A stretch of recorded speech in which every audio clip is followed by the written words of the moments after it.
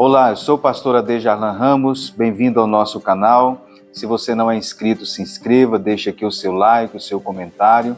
É muito importante o seu comentário, o seu like, a forma de nós termos um retorno aqui para o nosso canal. Nós vamos dar continuidade ao estudo sobre a igreja em Jerusalém. Nós estamos estudando nesse trimestre sobre alguns aspectos da igreja primitiva. E hoje vamos estudar a lição de número 8, uma igreja que enfrenta os seus problemas. O texto em que está baseado a lição é Atos 6, 1 a 7. Nós vamos ler o texto áureo, Atos 6, o versículo 3. Escolhei, pois, irmãos, dentre vós, 7 varões de boa reputação, cheios do Espírito Santo e de sabedoria, aos quais constituamos sobre este importante negócio. Uma igreja que enfrenta os seus problemas. Gostaríamos que você estivesse com a sua Bíblia aberta no texto de Atos, no capítulo 6, que é o texto que nós vamos usar com frequência. Nós já vimos em uma aula anterior que a igreja primitiva, ela enfrentou desafios, ela enfrentou as perseguições, nós vimos isso no capítulo 4, ela enfrentou um problema interno, que foi a infiltração, a ação de Satanás, através de Ananias e Safira, e nós vamos ver hoje que um outro problema estava ameaçando a igreja primitiva, que era a distração dos apóstolos e um problema relacionado à distribuição de alimentos. Observe bem no texto, no versículo de número 1. Ora, naqueles dias, crescendo o número dos discípulos, houve uma murmuração dos gregos contra os hebreus, porque as suas viúvas eram desprezadas no ministério cotidiano. A primeira parte do nosso comentário trata sobre a identificação dos conflitos. Nós vamos inicialmente observar que estava havendo um conflito na igreja primitiva. Nós temos aí no texto, no versículo 1, a expressão naqueles dias. Essa expressão naqueles dias, ela funciona como uma espécie de mecanismo cronológico de transição temporal. Você observe que em Lucas, tanto em Lucas quanto em Atos dos Apóstolos, em alguns momentos você vê essa expressão naqueles dias. Era um elemento marcador cronológico que marcava a transição de um momento ou de um texto para o outro. O texto diz que crescendo o número dos discípulos.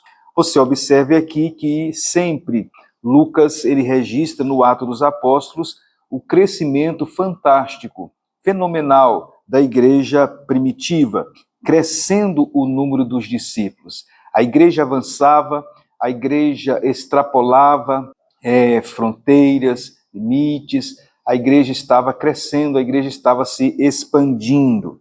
Quando a igreja, então, cresce, o que acontece? É comum, então, surgir as dificuldades. Logicamente, todo crescimento, ele implica as dificuldades. O crescimento também implica no surgimento, na bagagem, podemos dizer assim, de problemas potenciais, que precisam ser enfrentados com urgência e também com sabedoria. Então, nós temos aqui a demanda do crescimento da igreja. Uma coisa é uma igreja pequena, outra coisa é a igreja grande, que cresce.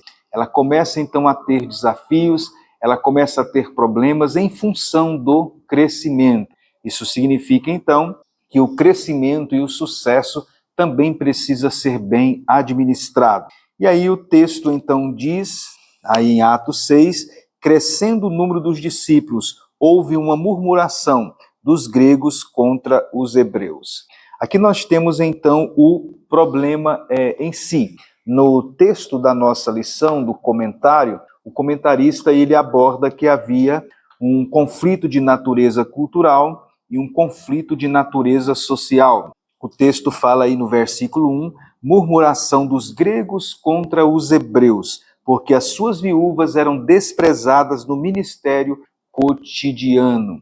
Os gregos aí está relacionado aos judeus helenistas, ou seja, os judeus que haviam emigrado para outros países e por isso falavam somente a língua grega. O termo hebreus aí é uma referência aos judeus de Jerusalém, que se comunicava especialmente no hebraico, no aramaico. Isso então criava uma barreira cultural por razões relacionadas à língua. Vamos explorar um pouco essa questão. O texto fala de hebreus e gregos aqui no texto, né? O termo hebreus e gregos aqui para mostrar então a distinção destas duas classes então de judeus. Algumas versões usam a expressão helênicos. A expressão helênicos aqui, ou gregos, não se refere aos gentios, mas se refere aos judeus que falavam o grego. Isso quer dizer então que a distinção entre gregos e hebreus aqui estaria relacionado à questão linguística.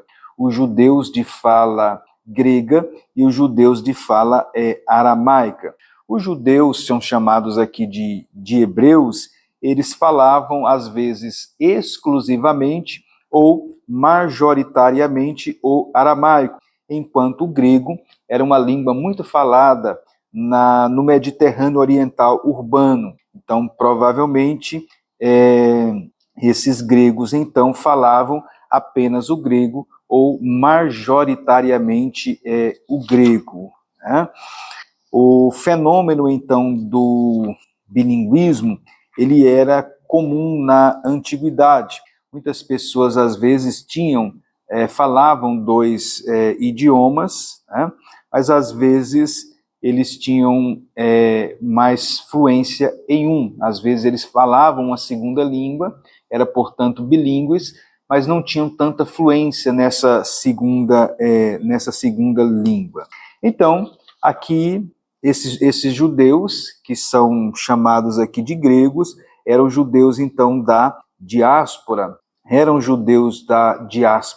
que tinham sido espalhados pelo mundo, e durante o processo, então, de helenização de algumas regiões, esses judeus, então, se espalhando por várias regiões do mundo, automaticamente foram morar nessas regiões e passaram a falar, então, o grego. Eles foram, então, num certo sentido, helenizados. E eles, então, retornaram, né, para Jerusalém, e ali, então, falava majoritariamente o aramaico, o hebraico.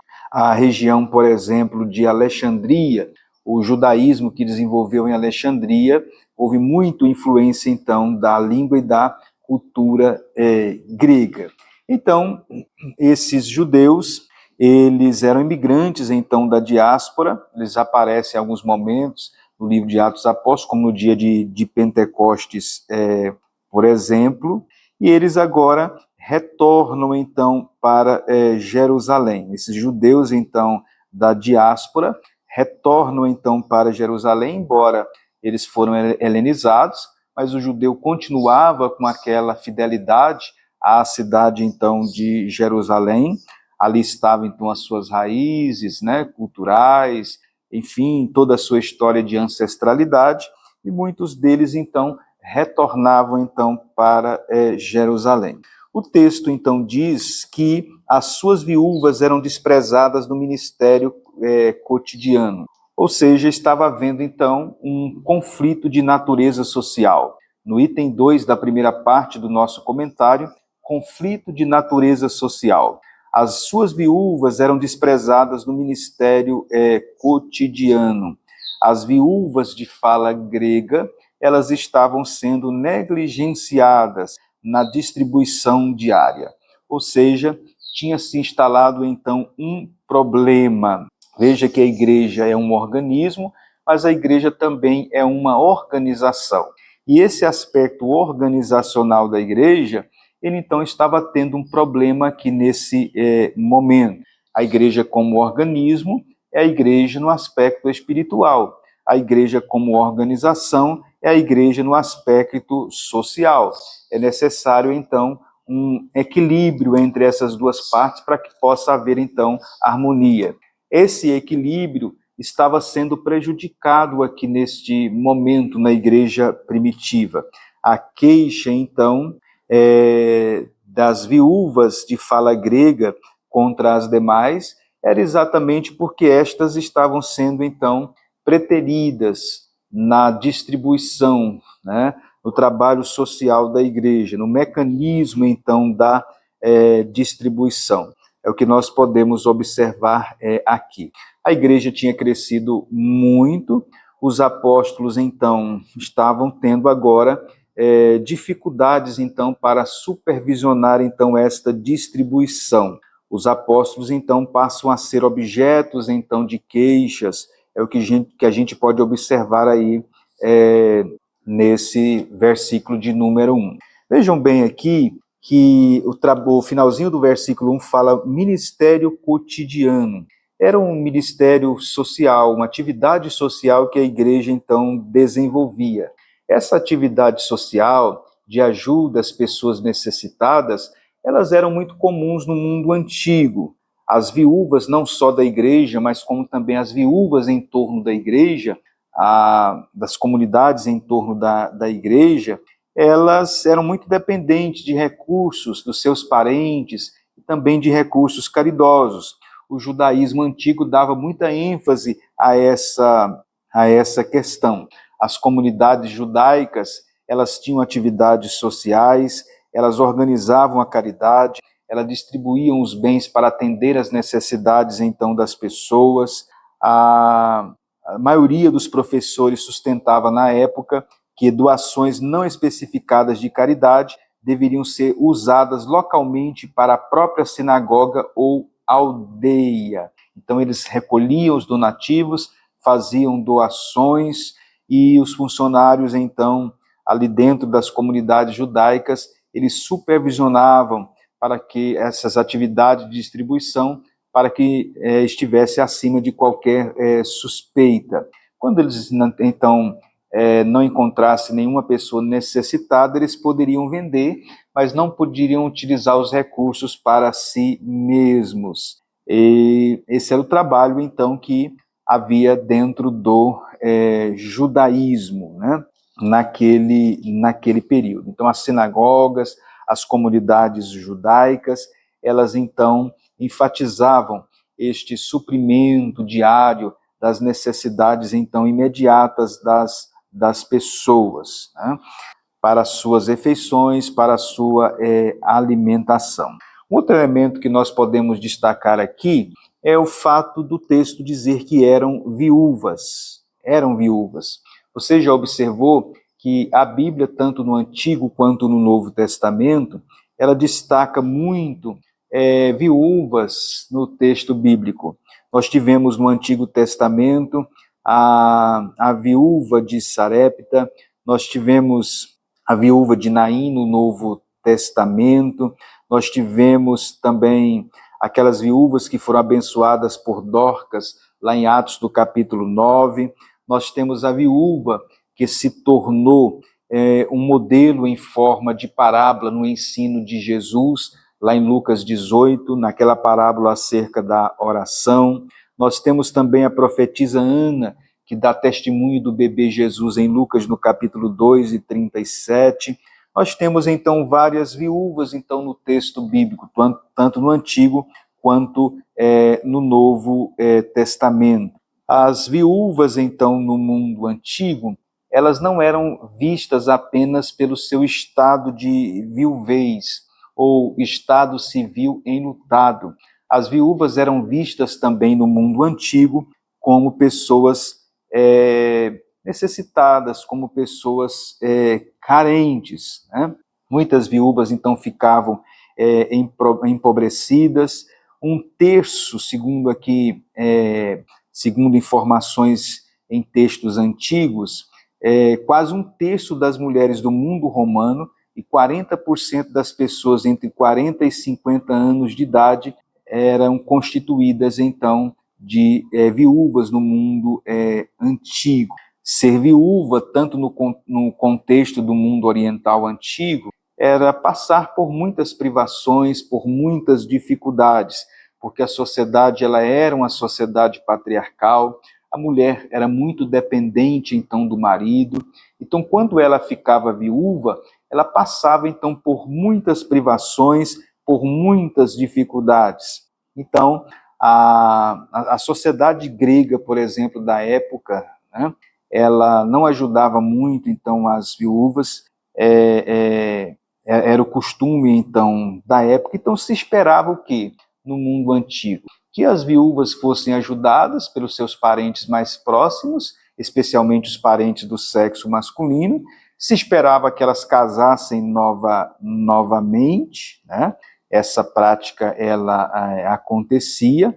Dentro do judaísmo, por exemplo, eles incentivavam o novo casamento das viúvas, né?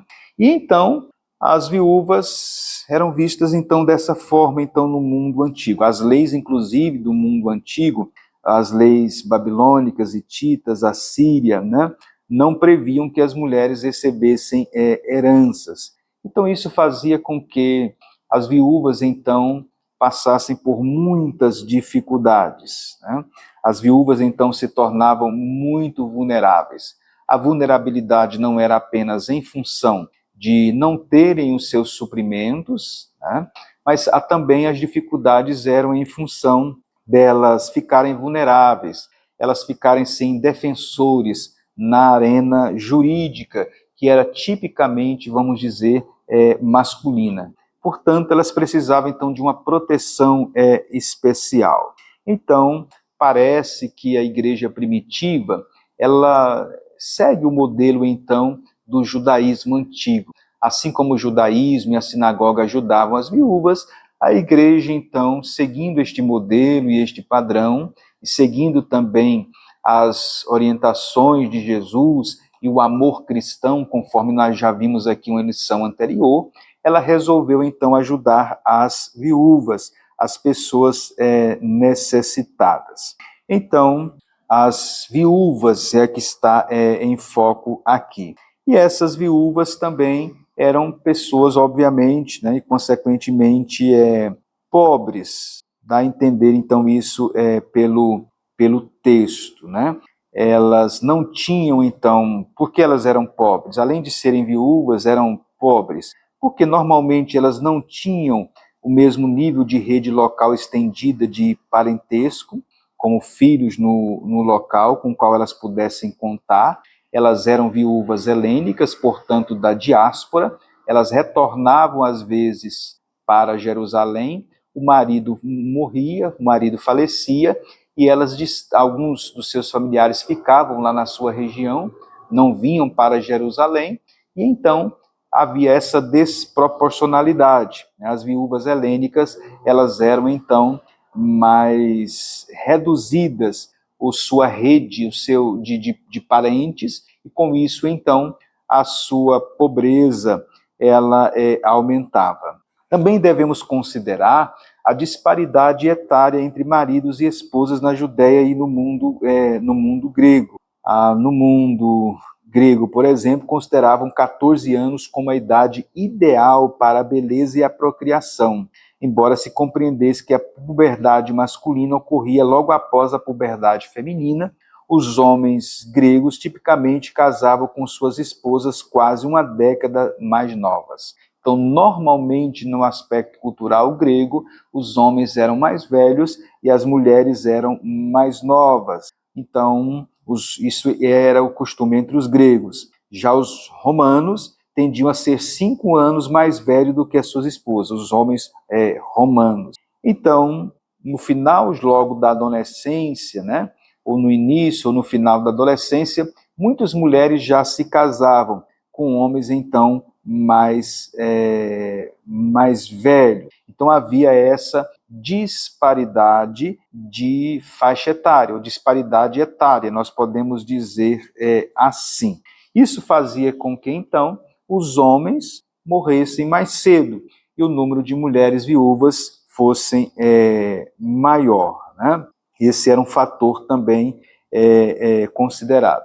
Outro fator também considerado em relação ao grande número de viúvas neste momento na igreja primitiva era a grande porcentagem de imigrantes que chegava a Jerusalém já na idade adulta. os nativos da cidade já viviam ali em Jerusalém desde o seu nascimento. Mas esses judeus da diáspora, que tinham sido espalhados pelo mundo, eles então chegavam a Jerusalém na idade adulta. Isso então criava um problema demográfico, ou seja, uma população idosa maior entre os helênicos do que entre os nativos, né? Então, isso fazia com que, quando eles retornassem, e obviamente por os homens serem mais velhos, muitos então, quando chegavam em Jerusalém e ali residiam, passava pouco tempo, muitos deles morriam, e as mulheres então ficavam viúvas, né? Eles acreditavam, normalmente os judeus piedosos, mesmo sendo judeus da diáspora, mesmo sendo judeus, num certo sentido, podemos dizer, helenizados, mas eles não abandonavam o amor pela cidade de Jerusalém. Obviamente, todo judeu piedoso, ortodoxo, devoto, ele lembrava da cidade de Jerusalém, e ele queria terminar os seus dias na cidade santa, ele queria terminar os seus dias na cidade de Jerusalém. Por isso, eles vinham por ocasião das festas judaicas, muitos vinham participar das festas tradicionais do judaísmo, como Pentecoste, Páscoa. Isso fazia aumentar o amor deles, então, por Jerusalém, e eles, então, retornavam para passar o fim da sua vida e morrer na cidade, então, de Jerusalém. Essa seria a explicação, então, que essa explicação que nós trouxemos aqui, seria a razão, né, de haver, então, um grande número de viúvas. Então, disparidade etária, a questão também a questão geográfica, todas as questões culturais envolvidas, né? Tudo isso, então, favoreceu o surgimento do grande número de viúvas no contexto, então, da igreja primitiva. Então, esse versículo 1, nós observamos, então, aí o problema, então, que a igreja ela estava enfrentando. O texto diz que começou a haver murmuração. Começou a haver, então, murmuração. Provavelmente o fator aí, né, estaria relacionado à questão da comunicação. Grande parte dos estudiosos acredita que o fator linguístico poderia ser um fator que criava essa dificuldade. Enquanto as viúvas, os hebreus falavam o hebraico, o aramaico, as viúvas gregas, elas estavam mais afeitas e dominavam mais o grego. Talvez isso foi um fator relevante aqui, um fator linguístico, que criou uma barreira de comunicação e fez com que as viúvas gregas elas fossem preteridas. E aí nós temos, então, um conflito de natureza cultural e o conflito de natureza social. No comentário da nossa lição, no item 3, ele pergunta qual é a prioridade. O cristão deve cuidar, então, da esfera espiritual e negligenciar a social, ou cuidar da social e negligenciar, então, a espiritual? Nós sabemos que nós devemos ter uma visão equilibrada acerca dessas questões, né? Não se pode negligenciar o aspecto social, as necessidades do corpo físico, como alimentação, mas não podemos também negligenciar o espiritual, a oração e a pregação, então, da palavra. Então, a igreja deve ter um equilíbrio, então, nessa questão. Nós vimos que nos dias atuais, algumas comunidades cristãs supervalorizam o espiritual e negligenciam o elemento material ou social, enquanto outras priorizam, então, o elemento, então, social, né? Como a teologia da libertação, que enfoca muito as questões, então, sociais. Bem, o que nós temos, então, no texto? Versículo 2 diz que os 12, convocando a multidão dos discípulos, disseram: não é razoável que nós deixemos a palavra de Deus e sirvamos as mesas. Escolhei, pois, irmãos, dentre vós, 7 varões de boa reputação, cheios do Espírito Santo e de sabedoria, aos quais constituamos sobre este importante negócio. Mas nós perseveraremos na oração e no ministério da palavra. O problema, então, com o crescimento da igreja surgiu, E o que foi que aconteceu? Começou a aumentar, então, a murmuração, e certamente, então, isso chegou ao ouvido dos apóstolos, e os apóstolos, então, resolveram enfrentar o problema de frente, né? O problema, então, foi confrontado. Veja que nós observamos, então, que os problemas não podem ser simplesmente ignorados, postergados, mas os problemas precisam ser confrontados, analisados e buscar uma solução para os problemas. A igreja primitiva não foi isenta de problemas. Veja que aqui temos o aspecto então social da igreja, o aspecto relacional. Era uma igreja cheia do Espírito Santo, mas não era constituída de anjos. Ela era constituída de pessoas humanas e teve então problemas. Então, por mais espiritual que seja a igreja, pode haver então dificuldades, problemas, e estes problemas precisam ser enfrentados, precisam ser confrontados, precisam então buscar uma solução. O que foi que os apóstolos fizeram? O versículo 2 diz que eles, convocando a multidão dos discípulos, eles convocaram então a multidão dos discípulos. Houve uma convocação. E houve um discurso inicial aí que Lucas registra no versículo 2. Eles disseram: não é razoável que nós deixemos a palavra de Deus e sirvamos às mesas.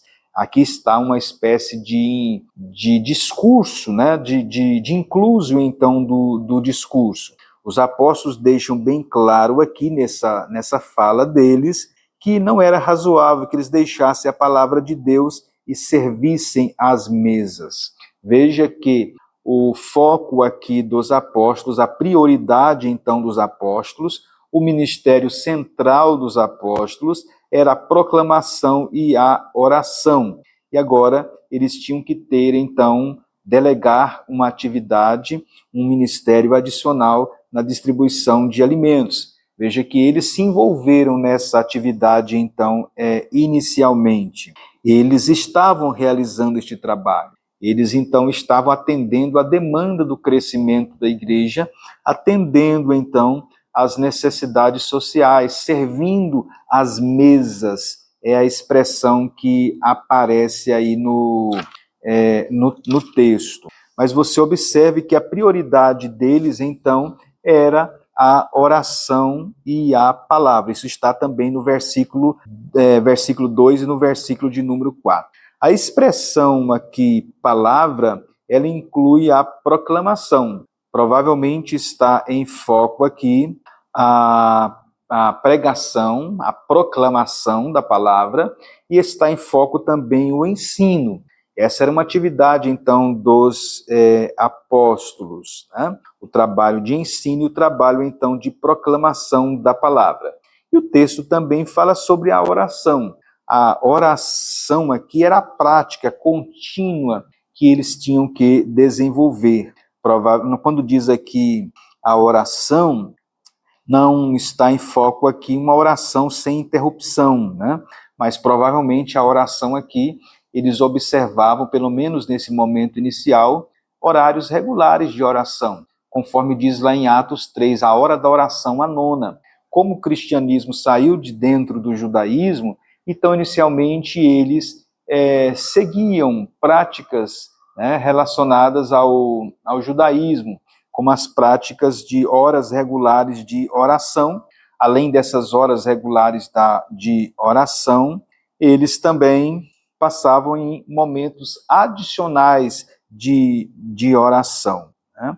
Eles, então, tinham que ter os seus momentos, então, de oração. Esse era o ministério, então, dos apóstolos. A ideia aqui seria que os apóstolos, através da palavra, da pregação, do ensino e da prática da oração, a prática regular da oração, eles desenvolvessem uma vida de consagração a Deus. Então, a ideia, né, de consagração, essa ideia de consagração estava presente no mundo antigo. Os sacerdotes do mundo antigo, as virgens vestais, as religiões pagãs tinham essa visão de pessoas, então, consagradas e devotas aos seus sistemas religiosos, né?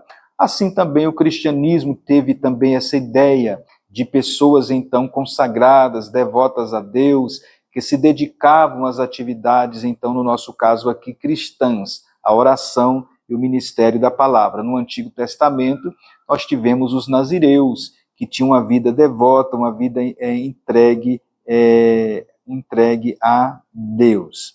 Vejam também aqui, nós podemos considerar aqui no texto a atitude, então, dos apóstolos de servir. Você veja a humildade deles. A prioridade deles deveria ser a palavra e a oração, mas eles estavam servindo as mesas. Olha esse papel aqui, né? Servir não era visto como um papel degradante. O contexto, então, judaico da igreja primitiva, ela era uma comunidade que não via o servir como um ato, então, degradante. Eles, então, estavam prontos a demonstrarem, então, o espírito de servir, né? Com isso, eles demonstravam, então, a sua humildade. O judaísmo valorizava a humildade para os líderes. A humildade sempre foi um elemento essencial dentro do judaísmo. A pessoa não deveria se esquivar na sua posição, no seu conhecimento, para não ter uma atitude de servir, né? Então, os apóstolos também tinham este desprendimento. Para você ter uma noção de quanto que o judaísmo valorizava a humildade, nós temos na literatura rabinos que enalteciam tanto a paciência quanto a humildade, né? Os rabinos contavam a história sobre um mestre que, quando o seu cocheiro respondeu com mais sabedoria do que ele trocou de lugar com este, né? Ele foi para o lugar do cocheiro e o cocheiro veio para o lugar, então, do seu mestre. Então, a atitude, então, dos obreiros com humildade. O apóstolo Pedro, em 1 Pedro 5,5, ele mostra lá que a humildade deve ser uma característica da liderança cristã e daqueles que exercem, então, a liderança cristã. Então, veja a disponibilidade, então, aqui deles de servir. Mas isso estava criando, então, algumas dificuldades e comprometendo a atividade principal deles, que seria a oração e o ministério, então, da palavra. Aqui no comentário da lição, na segunda parte, a delegação de tarefas, o ministério da oração e da palavra, ele fez um comentário sobre isso. Vejam que todos os dois atividades são importantes, a oração e o ministério da palavra, juntamente com o trabalho social. E também não há conflito entre essas tarefas. Não se deve ver o ministério da oração e da pregação em oposição com o ministério de serviço social. Não há uma contradição, onde um é considerado espiritual e o outro menos espiritual. Todos os dois fazem parte da missão da igreja.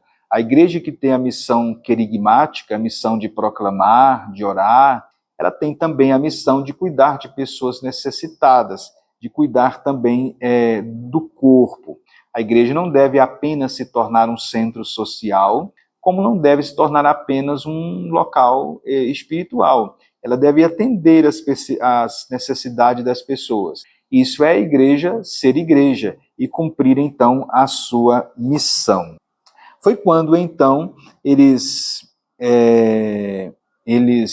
fizeram, então, uma reunião e nesta reunião, então, nós temos eles assegurando a escolha de pessoas certas para desempenhar este trabalho. O versículo 3, escolhei, pois, irmãos, dentre vós 7 varões de boa reputação, cheios do Espírito Santo e de sabedoria, aos quais constituamos sobre este importante negócio. Aqui nós observamos os apóstolos agora tomando uma medida administrativa para resolver o problema. Eles descentralizaram. Certamente, quando eles começaram a distribuir os alimentos, desenvolver o trabalho social, o número de pessoas eram pequenos. E eles, então, começaram a realizar. Mas a demanda aumentou, cresceu, e eles continuavam envolvidos. Foi isso que gerou a questão. Aqui você observe como que o crescimento, então, demanda em novas posturas, em novas atitudes.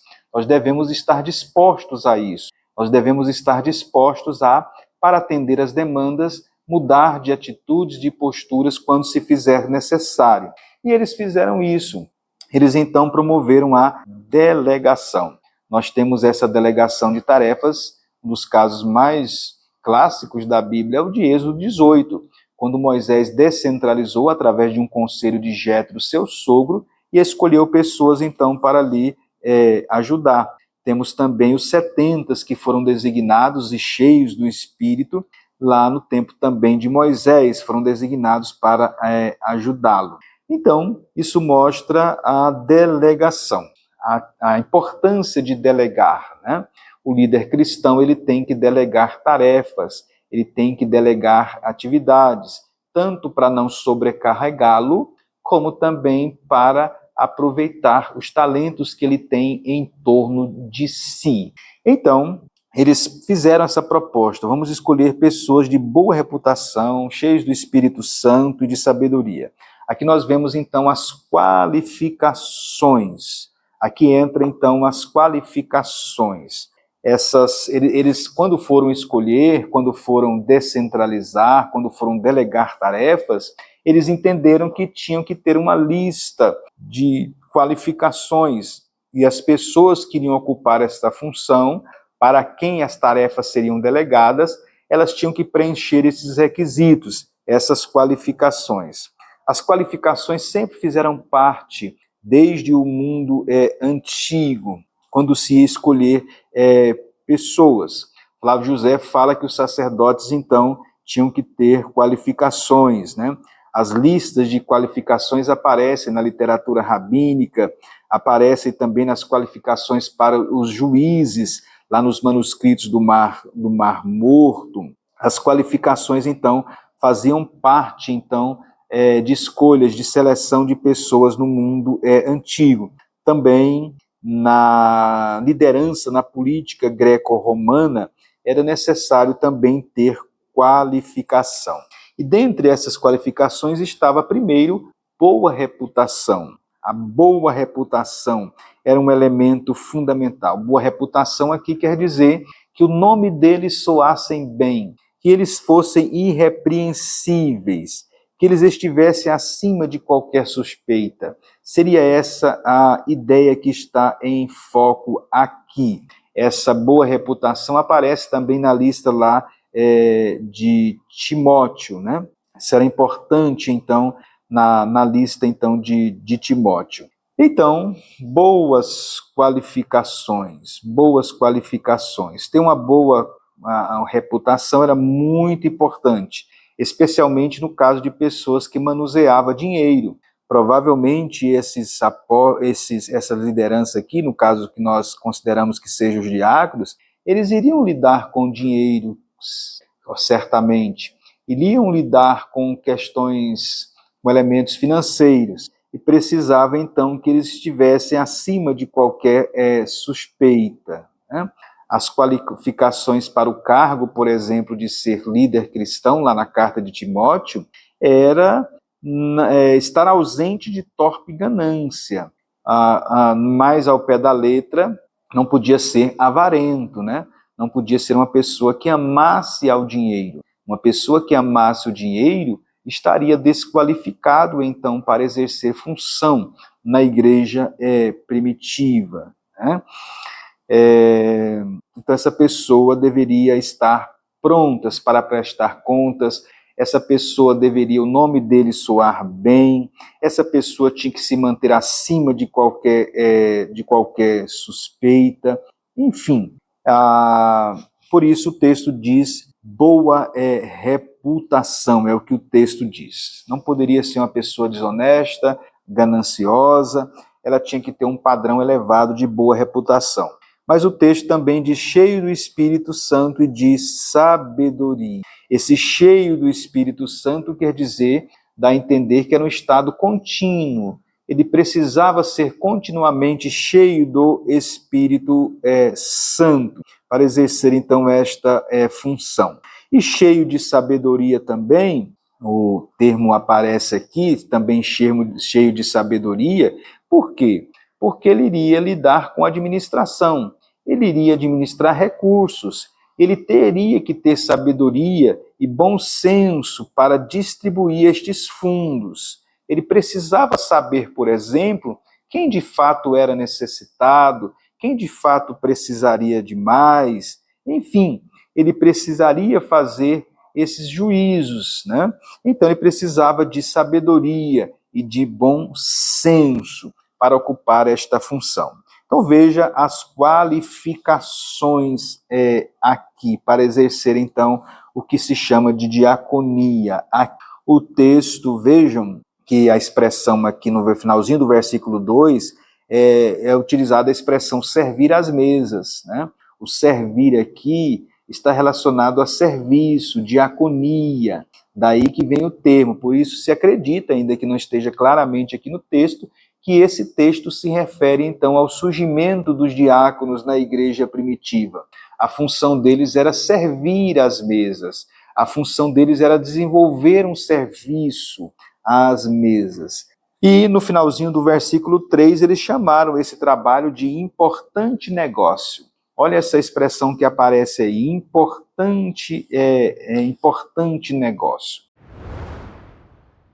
E aí na terceira parte do comentário, seguindo os princípios cristãos, o autor ele comenta sobre a questão das qualificações e ele fala que nestas definição das qualificações para as pessoas preencherem então esses cargos, essas funções, era privilegiado o caráter.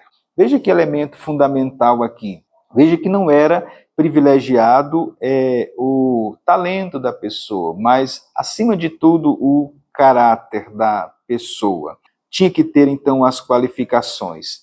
Estamos vivendo dias em que muitas vezes se faz escolhas das pessoas relacionadas, então, ao talento que ele tem, à habilidade que ele tem diante das câmeras, às vezes até os seus recursos financeiros, mas não era assim, então, na igreja primitiva. A igreja primitiva, então, estabelecia o critério de privilegiar o caráter, aquilo que a pessoa era, né? Obviamente, também, a pessoa deveria ter o dom, né, aliado ao caráter. Nem todas as pessoas são bons em tudo. É por isso que nós temos, então, os dons, os talentos. Existem pessoas que têm uma certa desenvoltura em uma área e outras pessoas em outra área. E assim, então, cada uma dentro da sua área específica, do seu dom, do seu talento, aliado ao seu caráter, ela vai desenvolver, então, a sua função. Então, o texto diz aí as qualificações. Escolheram, então, 7 homens. Por que 7 homens? Né? Nós temos a lista aí dos homens que foram escolhidos. Foram exatamente 7 homens. Na igreja primitiva, no início lá do ministério de Jesus, nós tivemos o grupo dos 12. Quando Jesus mandou também, em um determinado momento, seus seguidores, ele mandou os 70, né? Os 70 e 2 de número 11, nós temos número 11, temos também Lucas 10, então 70, 72.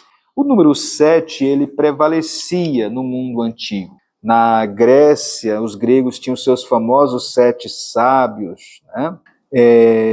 Também os judeus palestinos, eles também, como eu disse, tinham seus trabalhos sociais e às vezes usavam o número de 7. Segundo Flávio Joséfo, no livro Antiguidades Judaicas, os conselhos de 7 pessoas governavam as cidades, né? Então, parece que essa visão de 7 aqui, muito presente no mundo grego, no mundo antigo e também no judaísmo, fez com que eles escolhessem, então, 7 pessoas. O texto diz que eram 7 homens, né? O texto diz varões. Versículo 3 diz: escolheram 7 varões. Não escolheram mulheres, escolheram varões, né? Eram homens, por causa da sociedade, então, patriarcal da época, né? As mulheres líderes nessa posição poderiam lutar para serem respeitadas, inclusive por outras mulheres, e gerariam mais críticas de vozes hostis fora do movimento. Isso não significa que os apóstolos tinham sugerido líderes masculinos como artifício apologético, em razão da sua cultura judaica e galileia. A possibilidade de alocação de mulheres para essa posição de segurança provavelmente ainda nem havia ocorrido entre eles. Também a gente pode argumentar que essa linguagem seria usada se a expectativa normal fosse um homem, mesmo que alguma dessas pessoas fossem mulheres. Então, o Lucas não dá muito detalhes acerca dessa questão, ele diz apenas que foram homens, né? Talvez seguindo o padrão da sociedade patriarcal da época. Então, eram 7, né? O texto diz que eles foram escolhidos, eles foram eleitos. Ele não dá detalhe como foram esses eleitos, né? Provavelmente aqui pode ter sido algum mecanismo de seleção corporativa, né? Pode ser, por exemplo, quando lançaram os nomes, eles levantaram as mãos, que era o costume, então, na época, né? Na Grécia já tinha o costume de usar cédulas em determinados contextos e reuniões deliberativas, mas o mais comum era levantar as mãos. Então, provavelmente, eles levantaram as mãos aqui, aprovando, então, esses que foram eleitos. E aí nós temos o nome das pessoas que foram eleitas. Interessante que os nomes deles, a maioria relacionados, então, a nomes gregos, né? Nós temos Estevão, era um nome grego muito, muito comum. Estevão é citado aqui na lista, ele dá um detalhe dizendo que ele era um homem cheio de fé e do Espírito Santo, depois ele se tornou um mártir do cristianismo. Veja a fé que Estevão tinha, veja a qualificação que ele tinha. Ele foi escolhido aqui para o trabalho diaconal, mas depois selou seu testemunho cristão com a sua vida, se tornando, então, o primeiro mártir, então, do cristianismo. Ele cita também Filipe. Filipe também é citado aqui, né? Depois se tornou um evangelista. Ele fala também de Prócoro e Nicanor ou Nicolau, né? A variante aqui. Prócoro e Nicanor. Ele fala também de Timão e Pármenas, né?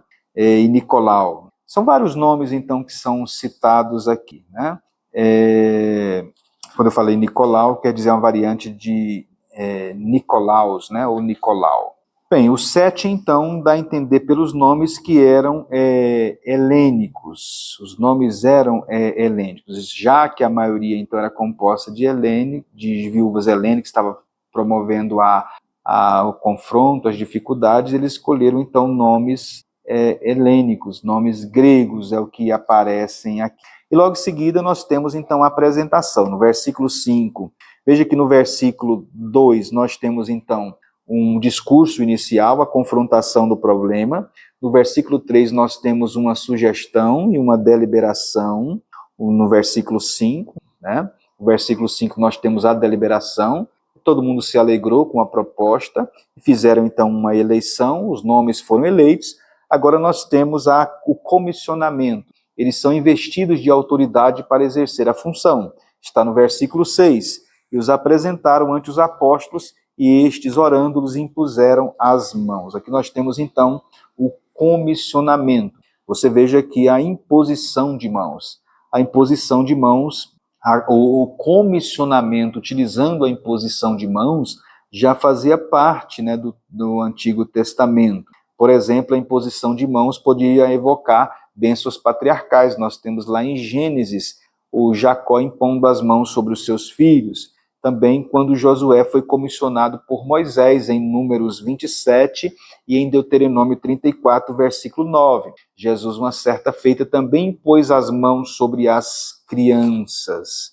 As mãos também são impostas em alguns momentos nos evangelhos, né? Então, havia algumas ocasiões em que havia a imposição, então, de mãos. Então, parece que a imposição de mãos era uma prática que se tornou comum dentro desse contexto, né, de investimento, então, de autoridade, e como também de transmissão de algo. Essa era a ideia de imposição das mãos. Paulo fala sobre Timóteo recebeu a imposição de mãos do presbitério. Então parece que a ideia aqui era que, quando havia profecias, havia imposição de mãos, e um dom espiritual era comunicado no momento que havia a imposição de mãos. O texto diz então que houve a oração e a imposição de mãos. E aí, sumariando no versículo 7, essa é a característica de Lucas, ele traz um relato. Você veja que nós comentamos que no versículo 1 ele usou a expressão naqueles dias, para indicar que ele estava então iniciando um novo relato, uma nova narrativa, e depois, quando ele termina uma sessão, ele então traz uma espécie de síntese. O versículo 7, e crescia a palavra de Deus, e em Jerusalém se multiplicava muito o número dos discípulos, e grande parte dos sacerdotes obedecia à fé, ou à fé. A palavra de Deus, então, que crescia. E Lucas, então, ele traz um sumário, uma síntese, mostrando que, mediante, né, esses acontecimentos, essas dificuldades que houve, esse trabalho social, e a igreja, então, se reunindo, tomando uma decisão, a igreja, então, continuava crescendo, avançando, o número dos discípulos se multiplicava. O texto diz, então, que muitos sacerdotes obedeciam à fé. É o que diz aí no versículo de número 7. Né? Você observa, então, aí como que era uma igreja, então, irresistível. Né? Como que a igreja, então, estava crescendo. Ou seja, o resultado, as ações, então, dos diáconos e da liderança da igreja, né, dos apóstolos, estancou a murmuração, serenizou então os ânimos, trouxe contentamento, distribuiu o trabalho, liberou os apóstolos para focar o seu ministério. Olha, era assim que a igreja primitiva enfrentava os problemas. Né? O problema então foi resolvido. Os apóstolos foram liberados para fazer o trabalho deles, a oração e o ministério da palavra, a murmuração estancou, o povo ficou alegre, os ânimos foram serenados. E assim o resultado disso? O resultado é que crescia a palavra de Deus em Jerusalém, se multiplicava muito o número dos discípulos. Se os apóstolos não tivessem confrontado o problema, isso teria prejudicado internamente, então, a igreja. Teria prejudicado também a pregação, o ensino. Né? Então, nós precisamos atentar para isso, né? As coisas que criam dificuldades para a igreja internamente, né? A igreja que vai prejudicar, então, a sua atividade e aquilo que é essencial. Concluindo, nós podemos, então, afirmar que nós aprendemos, então, nessa lição, que a igreja espiritual é também igreja social. Nós devemos, então, ter um equilíbrio sobre isso.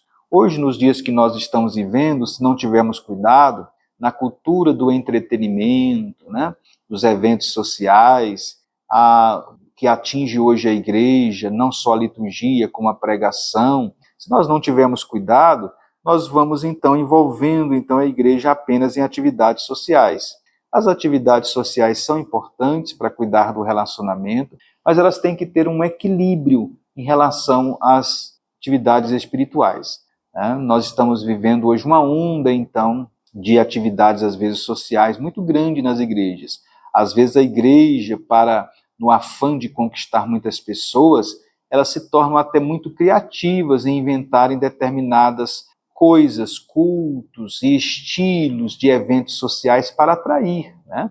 Algumas já fazem desfile de moda, outros já fazem determinados eventos sociais apenas para chamar a atenção, e os cultos, então, deixam de ser realizados. Né? Os chás, eles têm a sua função, mas não podem ocupar o papel primordial da igreja. Né?